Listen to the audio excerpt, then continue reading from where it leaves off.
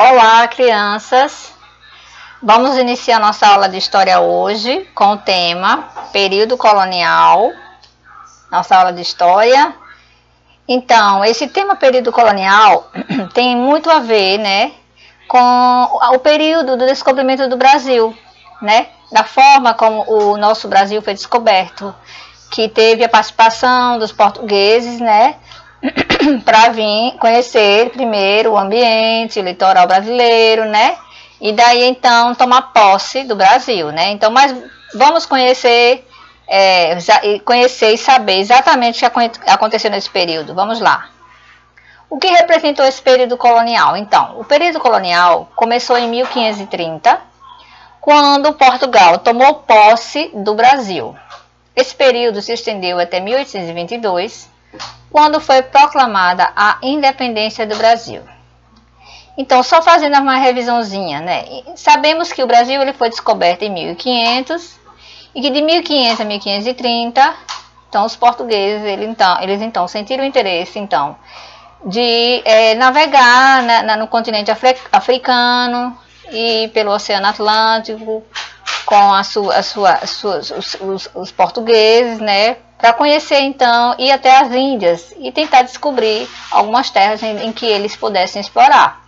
E então foi feita essa viagem e, chegando às Índias, ele então encontrou uma faixa de terra que deu o nome de Ilha de Veracruz, Terra de Santa Cruz, Brasil, né?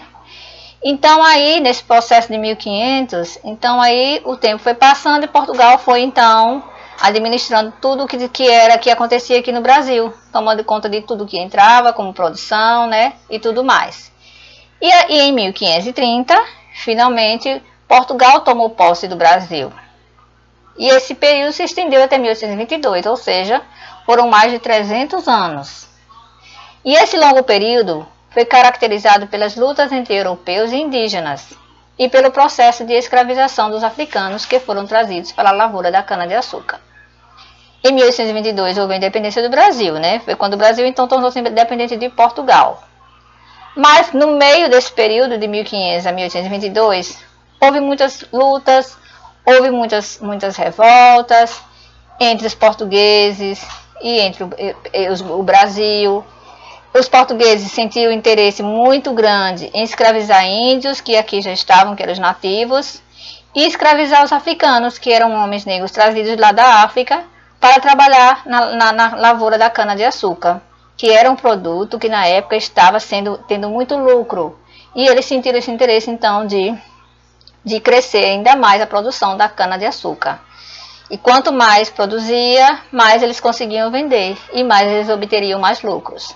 Então, com a valorização da produção açucareira, aumentava a procura por escravos, pois por volta do século XVI, o açúcar era considerado um artigo de luxo na Europa.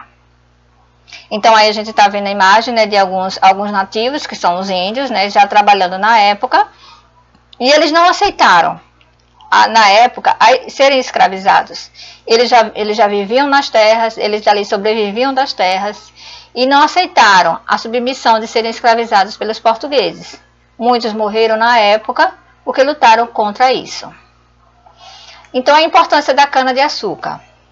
A cana-de-açúcar foi responsável pelo povoamento do litoral brasileiro e pela fixação dos colonos da terra. Nesse período, muitas cidades foram fundadas, crescendo posteriormente, graças à compra e à venda da produção local.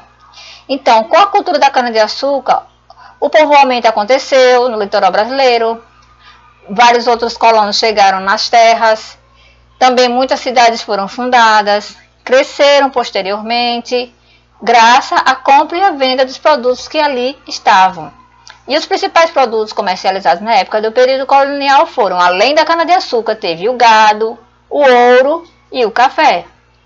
O período colonial foi o mais extenso da nossa história, e foi nele que muitas revoltas aconteceram pela insatisfação do domínio português e a cobrança dos impostos. Ou seja, os portugueses cobravam impostos em tudo que se entrava aqui no Brasil e também tudo que saía. Então, aí os brasileiros ficaram insatisfeitos com esse gasto que tinham que ter. Então, tudo era cobrado imposto de tudo que se produzia.